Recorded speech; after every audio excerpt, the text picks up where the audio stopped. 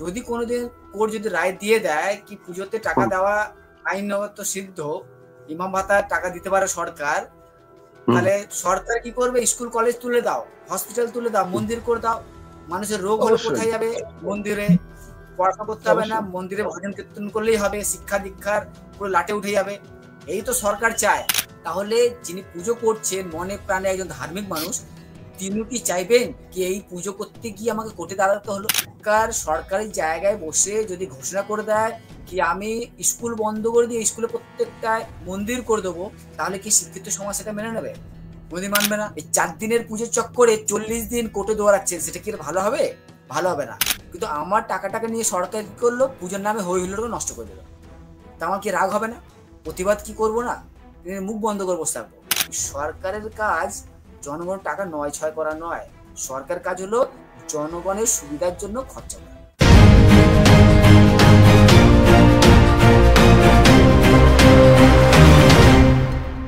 লড়াই ছাড়া যাবে না, লড়াইয়ের ময়দান আমাদেরও। সরকার যা কিছু করে যাবে আর আমরা বসে থাকবো এরকম নয়। সৌরভবাবু আরো যারা আছে অবশ্যই লড়বেন, আমরা সঙ্গে আছি। লড়াই চালিয়ে দিতে হবে। আজকে হাইকোর্ট, তার সুপ্রিম কোর্ট, কেন যদি কোনোদিন কোর্ট যদি রায় দিয়ে দেয় কি পুজোতে টাকা দেওয়া আইনত সিদ্ধ, ইমাম ভাতার টাকা দিতে পারে সরকার, তাহলে সরকার কি করবে? স্কুল কলেজ তুলে দাও, হসপিটাল তুলে দাও, মন্দির করে দাও। মানুষের রোগ হলে কোথায় যাবে? মন্দিরে। পড়াশোনা করতে হবে না, মন্দিরে ভজন কীর্তন করলেই হবে, শিক্ষা দীক্ষার পুরো লাটে উঠে যাবে। এই তো সরকার চায়। যত কম জানবে, যত কম মানুষ শিখবে, যত বোকা থাকবে, যত বেশি জানবে তত কম মানবে, মানে তাদেরকে মানবে। মানে রাষ্ট্র ব্যবস্থা, সরকার লেখাপড়া করে যে অনাহারে মরেছে, এটা হচ্ছে পশ্চিমবঙ্গের বর্তমান লেখাপড়া করে যে অনাহারে মরেছে। না, এটা শুধু পশ্চিমবঙ্গ নয়, এটা সামগ্রিকভাবে আমাদের দেশেরই পরিস্থিতি। সামগ্রিকভাবে আমাদের পশ্চিমবঙ্গ, আমরা পশ্চিমবঙ্গে একটু স্পেশাল ভাবে খারাপ আছি, তা না হলে দেশটাও ভালো নেই। মানে গোটা দেশ পেয়েছে মোদিকে, আমরা সেটাও পেয়েছি, আবার মমতা ব্যানার্জিকেও পেয়েছি আর কি। আমাদের একটু স্পেশাল অবস্থা, স্পেশাল সময় চলছে আমাদের। হ্যাঁ, ঠিক আছে, আমি এবারে বিদায় নিচ্ছি। ঠিক আছে, খুব ভালো লাগলো। আগামী দিন এই পর্ব চলবেই, যখন কোর্টটা এখন চলছেই, আমরা আবার নতুন পর্ব নিয়ে চলে আসবো। কারণ আমাদের উদ্দেশ্যটা হলো কি, কোর্টে সরকারের কি বক্তব্য, আমরা কেন কোর্টে যাচ্ছি, সৌরভবাবু কেন কোর্টে লড়াই করছেন, সেটাকে বিশ্লেষণের আকারে জনগণকে সহজ সরল ভাষায় বোঝানোর জন্যই আমরা এই লাইভগুলো করছি। লাইভ মানে কোনো প্রচার নয় কি আমরা যুক্তিবাদী ঠিক, সরকার ভুল বা সরকার ঠিক, আমরা ভুল, এটা নয়।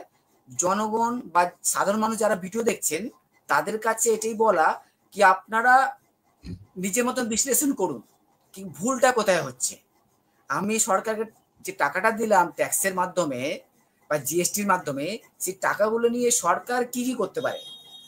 একটু আগেই বললাম আমার বাড়িটা হলো না কেন, টালির বাড়ি, টালি থেকে গেল, পাকা বাড়ি পেলাম না, সরকার টাকা দিচ্ছে না। তো এই যে প্রশ্নগুলো আপনাকে ভাবতে হবে। আমরা সেই ভাবনার মাধ্যমেই আপনার কাছে আসছি। কোর্ট পুজোতে টাকা দিলে সেটা যদি ঠিক থাকে আমাদের কোনো আপত্তি ছিল না, কিন্তু মনে হয় কোথাও একটা ভুল হচ্ছে। টাকাটার মাধ্যমে একটা দুর্নীতি জায়গা তৈরি হচ্ছে। একটু আগে সৌমেন্দ্রদাও বলছিলেন বা সৌরভবাবু বলছিলেন কি একটা অপরাধ প্রবণতাও তৈরি করছেন। একটা সাধারণ সিধে মানুষ, তিনি ঢাকঢোল বাজিয়ে পুজো করছেন, আনন্দ করছেন, কিন্তু সেখানে কি করলো, সরকার টাকা দিয়ে একটা বেআইনি কাজ করার চেষ্টা করছে। এবং এই কাজের জন্য সেই পুজো কমিটিকে, সেই সাধারণ মানুষটাকে কোর্টের কাঠগড়ায় দাঁড়াতে হচ্ছে। তাহলে যিনি পুজো করছেন মনে প্রাণে একজন ধার্মিক মানুষ, তিনি কি চাইবেন কি এই পুজো করতে গিয়ে আমাকে কোর্টে দাঁড়াতে হলো? কেন লড়াইটা তো থেমে যায়নি। আজকে লড়াইটা যে কোর্টে শুরু হয়ে গেছে, আজকে তৃণমূল সরকার, কালকে বিজেপি সরকার, কালকে আর একটা সরকার পাল্টাবে, কিন্তু লড়াইটা তো থামবে না। কেন লড়াইটা হলো সংবিধান নিয়ে, লড়াইটা আইনিগত ভাবে, লড়াইটা আমাদের নৈতিকতা নিয়ে কি আমরা যুক্তিবাদীরা যে শিক্ষিত সমাজে কি চাইছি, সরকার সুবিধা দেবে, না হলে টাকাগুলো নষ্ট করবে, তাই তো লড়াই।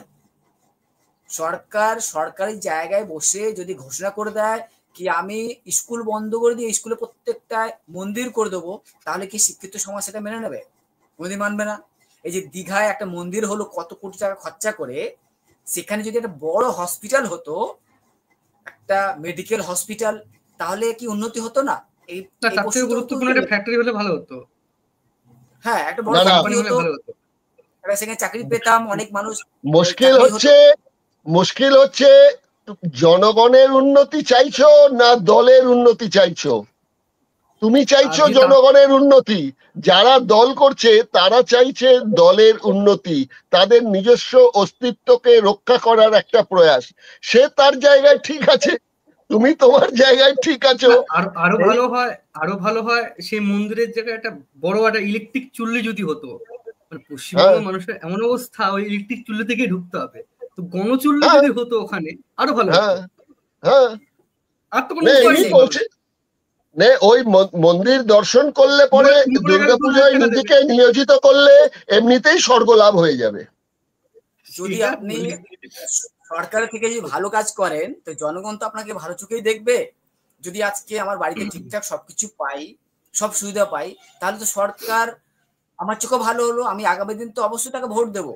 কিন্তু আপনি যদি ভুলভাল গুলো কাজ করেন, হতে পারে আমি টাকা দিয়ে আজকে মুখ বন্ধ করলেন, কিন্তু দুর্নীতি করতে করতে যদি দেখা যায় আমি টাকাটাও নিলাম, জেলেও গেলাম, তাহলে তো আমি সরকারের সাপোর্ট করবো না। এইটা তো একদিন হবেই। যখন এই যে কোর্ট এখন সার্টিফিকেট চাইছে কি আপনি কত টাকা খরচা করলেন, এবার যে পুজো কমিটি দিতে পারবে না, তাহলে সেই পুজো কমিটির যে সেক্রেটারি, প্রেসিডেন্ট, ট্রেজারার, তাকে তো কোর্টে যোগ্য দাঁড়িয়ে জমা দিতে হবে। এই 4 দিনের পুজোর চক্করে 40 দিন কোর্টে দৌড়াচ্ছেন, সেটা কি ভালো হবে? ভালো হবে না। তাহলে সরকার আপনাকে বিপদে ফেলবে আর আপনি বিপদে পড়ে যাবেন। এই বোকা বোকা কাজগুলো করবেন না। কারণ কি সময়ের সঙ্গে সঙ্গে এই যুক্তিবাদী মানুষের সংখ্যা, মুক্ত চিন্তা মানুষের সংখ্যা, বা এই সোজা কথায় যুক্তিবাদী মানুষের সংখ্যা কিন্তু বাড়ছে, তারা প্রতিবাদ করবে। এবং এই প্রতিবাদটা শুধু মাঠে ঘাটে নয়, কোর্টেও টেনে টেনে নিয়ে যাচ্ছে আপনাকে, সরকারকেও টেনে নিয়ে যাওয়া হচ্ছে। তাই বলি দুর্নীতি যে সরকার করে তার সাপোর্ট করবেন না। সরকার দুর্নীতি করছে তার আঙ্গুল তুলবেন কি এটা ভুল হলো। আপনি সরকারের সাপোর্টে যদি দুর্নীতি করেন, আপনিও সেই দুর্নীতির জন্য দোষী সাব্যস্ত হবেন, কোর্টের কাঠগড়ায় করাবেন। তাই সৌরভবাবু লড়াই শুরু করেছেন, সেই লড়াই থামছে না, আগামী দিন চলবে। আমরাও আপনার মাঝখানে আসবো। যদি আপনার মনে হয় কি আমাদের বক্তব্য করে ভুল আছে, তা আপনি লাইভে আসুন, এখানে সরাসরি উত্তর দেবেন, আপনার প্রশ্ন রাখুন, আমরা জবাব দিতে রাজি আছি। যিনি মামলা করেছেন সৌরভবাবু, তিনি লাইভে আসছেন, ব্যক্তিগত যোগাযোগ করতে পারেন, লাইভে যোগাযোগ করুন, বলুন কি দাদা এটা ঠিক হচ্ছে না। সরকারও বলুক সৌরভবাবু আপনি ব্যাপারটা ঠিক করছেন না, এটা মনে ঠিক হচ্ছে না কোর্টে যাওয়াটা। তা সরকার ঠিকঠাক জবাব দিক, সেটা তো হচ্ছে না। সরকারই তো দুরকম কথা বলছে। তো আমাদের কথা হলো কি আগে সত্যিটা জানুন, বিচার করুন, কোথায় ভুল হচ্ছে কোথায় ঠিক হচ্ছে, সেই নিজের বিচার বিশ্লেষণ ক্ষমতাগুলো বাড়ান। আমাদের দায়িত্ব হলো প্রশ্ন তুলে দেওয়া, জনগণের মাঝখানে প্রশ্নগুলো রাখা।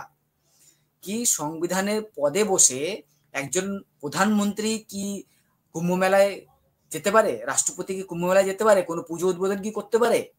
একজন মুখ্যমন্ত্রী বা রাজ্যপাল কি দুর্গাপুজোর উদ্বোধন কি করতে পারেন? মন্দির কি তৈরি করতে পারেন? এই প্রশ্নগুলো তুলুন। আজকে প্রশ্নটা আমার, আরো অনেকের প্রশ্ন, অনেকে লাইভে আজকে আসেননি, কিন্তু এই প্রশ্নগুলো কেন তোলা হচ্ছে? কারণ সরকারের যে কাজকর্ম, সেই কাজকর্ম হলো মানুষকে, সাধারণ মানুষকে নর্মালি সুবিধাগুলো দেওয়া। আমার ছেলের বাড়িতে 4টে ছেলে, কাউকে সরকার পড়তে দিচ্ছে না, তাহলে আমি কি খুব খুশি হব? কিন্তু আমার টাকাটাকে নিয়ে সরকার কি করলো, পুজোর নামে হই হুল্লোড়কে নষ্ট করে দিল। তা আমার কি রাগ হবে না? প্রতিবাদ কি করবো না? মুখ বন্ধ করে বসে থাকবো? আর যদি কেউ ভাবেন সরকারের বা শাসক দল যদি ভেবে থাকে না এদের মুখটা বন্ধ করতে হবে, তাহলে আপনার ভুল ধারণা। মুখ একটা বন্ধ করবেন, একটা মুখ খুলে যাবে।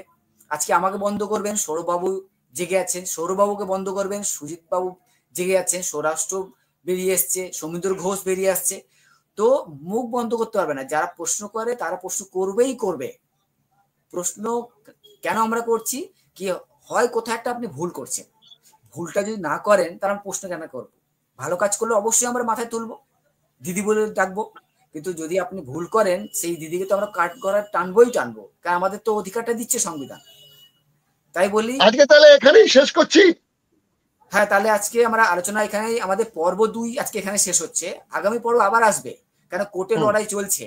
এই বছর নয়, যতদিন এই দাদা দিদিরা দুর্গাপুজো হোক, ইমাম ভাতা হোক, পুরোহিত ভাতা হোক, হজ যাত্রায় যদি টাকা দেয়, আমাদের টাকা, আমার টাকা, আপনার টাকা যদি দেয় অনুদান নামে, তাহলে আমরা এইভাবে আবার আসবো, পর্ব নিয়ে আসবো, কোর্টেও যাবো, লাইভেও আসবো, জনগণকে বুঝিয়ে ছাড়বো সরকারের কাজ জনগণ টাকা নয় ছয় করা নয়, সরকার কাজ হলো জনগণের সুবিধার জন্য খরচা করা।